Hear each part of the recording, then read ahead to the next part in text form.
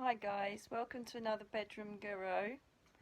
This video is a bit different today because I'm in an ME crash, and so I thought I would speak to you. I might be a bit rubbish on words, but I thought I might speak to you about, well, not speak to you, but share some tips, I suppose, about how to cope on ME crashes and fibro crashes. With my fellow spoonies and fibro warriors and people that are dealing with chronic illness, but also to explain what it's like as well. I haven't had one for a very long time. I've been really, really lucky.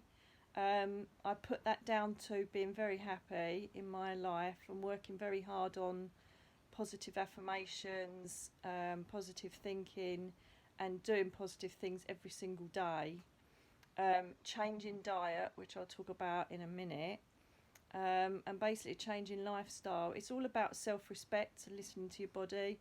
I've found the beauty of this condition is that you, for the first time ever, start to really look after yourself and listen to your body and listen to what is best for you. And I think that in this day and age, we're so busy, with technology and work and kids and God knows what else, that we forget to look after ourselves and put the proper fuel in our bodies. And we end up inadvertently crashing. And I think that's part of what the ME thing is. I think that every time I think of what's going on in my body, I think of my brain kind of like, I don't know, it's a weird thing, so swelling, but I feel like it just feels like there's an overload of atmospheric, social, emotional, spiritual mess that just makes your brain just like close down and your body not want to play anymore. I found that obviously I got mine from a road accident, but I think that was a straw that broke the camel's back. That put me down in bed for years, but I basically feel that I was running myself ragged before then. I was doing a lot of working 24/7 basically, and burning the candle at both ends and not really looking after myself. And so now, if I look back at my older self before my road accident, and they said that you'd be like doing all this diet stuff and all this positive affirmation and positivity, I would have gone, yeah, whatever. But here I am doing it, yay! So first things first, let's have a look at what I do. It really isn't hard. Do you know, my friend Renee, I was just writing this in my book actually, because it's at that point where I change my diet when I'm chronically in my book. I can't even say it. Me, myself and I, a diary of a psychic book that I'm writing.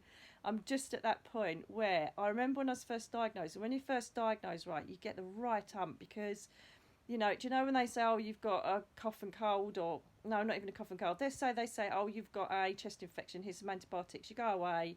You've been told what's wrong with you. You're given the medicine that you know is going to work. You take it. Wait your 7 days for the antibiotics to kick in, and then yay, you're all up and about. Problem with this is when they give you the diagnosis, the GPs have got no idea or no clue about the enigma of this condition at all. So they can't really help you. They just throw you a load of drugs that they hope will work. And then they say, well, there's no cure, so off you go. And so you're left with this complete loss of how to control your life, how to try and fight a condition that nobody really knows about. And that's it. They've got nothing else there. I remember when my friend Renee, who's, I think it's MS she's got, she said, right, the first thing you need to do is change your diet. And I was so peed off the fact that this condition had ended my life as I knew it. I was like, I'm not changing my bloody diet. The only thing I had was the fact I could have a glass of wine and eat chocolate to comfort myself. Do you know what I mean? You so want to do the Bridget Jones, don't you? And eat a tub of ice cream and play music and think, oh no, I've had it. So I was like, I ain't doing that. What a load of rubbish. How can diet possibly change what this condition is? But she was bloody right. And I wish if I could go back 7 years to my older self that's just been diagnosed and say, do you know what? Do this. Oh, bloody hell, it would have been brilliant. But it's taken me all these years to learn that diet is a massive part of this. It's not a cure by any means, But you'll find that one of the main symptoms of this condition is like digestive problems. You'll either got really bad tummy upsets, or you'll get indigestion, bloated tummies, all sorts of things. And I found that, and for years I just put down, you know, sorry to be so basic, but you got to say it, diarrhea and constipation and things like that. I just put down to, oh, I'm in bed a lot, or oh, I'm just poorly. But it wasn't. I didn't realise that I'd grown massive intolerances. And there's something in your brain or something in your system that starts making you not want things that are bad for you. So the first thing to go was alcohol.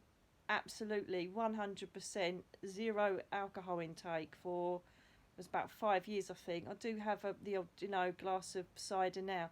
But even if I do have a drink now, it feels like I can only have like one or two normally, and the following day it's just not worth it. My body just says, what are you putting that poison in there for? And you're totally aware of putting it in there, so you think, no, I don't want it.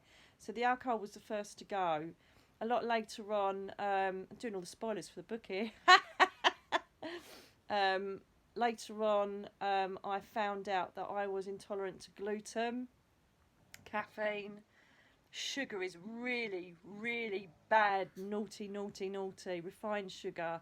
It's in absolutely everything. If you go to the supermarket and look at the foods that you normally buy, look in the ingredients. Everything's got bloody sugar in it. Everything. And I literally was going gluten-free at the time. Gluten-free, sugar-free and caffeine-free. Caffeine wasn't a biggie because I felt so ill when I had caffeine. It was ridiculous. Honestly, your body turns into a temple. It wants to be fed with refined fuel so that it can fight itself back to some sort of normality. And my body would not have it. And one sip of caffeine, I'll be on the floor, shaking, diarrhea, cold sweats, feeling faint. It was horrific. It is oh my God, caffeine is horrendous. So when I first stopped doing those three, the withdrawal symptoms were really, really tough. I'm not going to lie. I was sleeping. I was craving sugar like nobody's business. I felt like a bloody cold turkey heroin addict. I was up the wall, so I wanted something sugary. But then I found people like Sarah Wilson, who does amazing stuff with sugar-free diets. And I found that there are alternatives to sugar, you know. And even if you do want, even coconut sugar is a lot better than refined sugar, you know, because it's raw and it's not got all that crap in that refined sugar's got. And then obviously you just search for foods that haven't got sugar in and you find alternatives. It was a tough journey because you go through about 600 loaves of gluten-free bread till you find one you like. And you find, I didn't have biscuits or anything for years, and then I thought, oh my God, I just want to dunk a biscuit in a cup of tea. And so I basically found these biscuits which are gluten-free. Nairns are good, the chocolate ones, they're quite good. But there's, luckily, as my gluten-free diet has progressed, so has a lot of the restaurants, especially in the Bay here in Devon. So many restaurants are totally up with it, you know, loads of gluten-free options. And go to the free from aisles. The problem is you'll find that you'll like things from all the different supermarkets. So I end up ordering from 3 different supermarkets because they all do different stuff to do with gluten-free.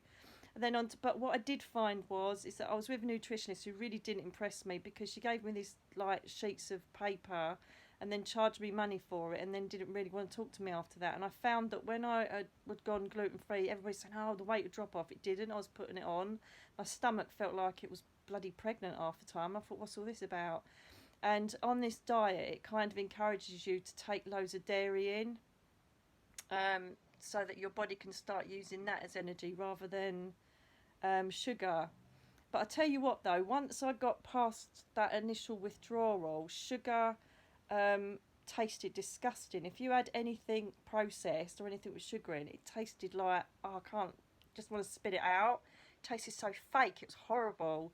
And your palate changes, so even a cucumber tastes like, you know, a toffee. So sweet. And tomatoes and fruit, oh my God, it really changes your palate. So it's lovely to come away from refined sugar products. To be honest with you, I get a bit lazy now and then. For instance, I just couldn't be bothered. You know when you just can't be bothered, you want to chuck something in the oven. So I went into Lidl and got a spatchcock chicken and I threw it in. And when I looked at the ingredients, it did have sugar in it. And I'm like, oh, bugger. I thought, do you know what? It's only a little bit. It's not as if I'm eating it 24/7, you know. Anyway, going on to the being overweight bit, I'm thinking, what's going on there? And basically, my brother, who's a health intuitive, Richard Morley, who's bloody brilliant, kept saying to me, it's dairy. And I thought, do you know what? I've given up everything. I do not want to give up cream and milk and milkshakes. It's not happening, kind of thing. And I was a bit stubborn to begin with. And he kept saying, I'm telling you, it's dairy. You've also got an intolerance. It is sitting in your gut, like rotting away, just like the gluten does and the sugar does. And it's all fermenting. He said, you've got to get rid of the dairy. And I did push back for a couple of months. And then I thought, do you know what? Really? Is it that bad? And so I stopped the dairy. And I think I must have lost about a stone in just over 2 weeks. My body was like, yay, no dairy, hurrah. And do you know what? I bloody love coconut milk and coconut and almond milk mixed together, soy milk. You can have everything you want. So I'm a pain in the bum when I go to somewhere like Costa's because I'm like, yeah, can I have a decaf soy cappuccino, please? Because you want to feel like you're having normal stuff. But they cater for you. And, you know, you really don't miss out. You've just got to find what you like. And I also found it exciting to make things from scratch because I'm not exactly #1 baker. And so when I have the energy, you know, I'll make cookies or like my own bread and stuff like that. And all these recipes are in these books that you can find, like I Quit Sugar, Sarah Wilson. And it's bloody lovely stuff, freshly baked, and it's lovely. You know, and it's like my friend Claire Townsend. You'll find her on Facebook. She's found the niche there. She's creating these cakes and everything that are dairy free and like no refined sugar and gluten free. So look for these sort of people. If you find you're missing out on those little treats, you know you're not. It's not like a strict diet. Do you know what? I diet all my bloody life. Always have done. And I'm not on a diet. It's a lifestyle, and it's so easy. And you're eating really good stuff. There is one massive downfall though, is that it costs a bloody fortune. I'm not going to lie. You know, your average price for a loaf of gluten-free bread is about £2. It's pretty disgusting, really. But at the end of the day, you're investing in you being healthier, and especially if you've got a chronic condition like I have, it's worth every penny to me because as soon as the dairy, like, you know, kicked in and my system was free of dairy, I can't tell you how it made me feel. I felt brilliant. No more digestive problems ever. No more indigestion. No more tummy upsets. Nothing.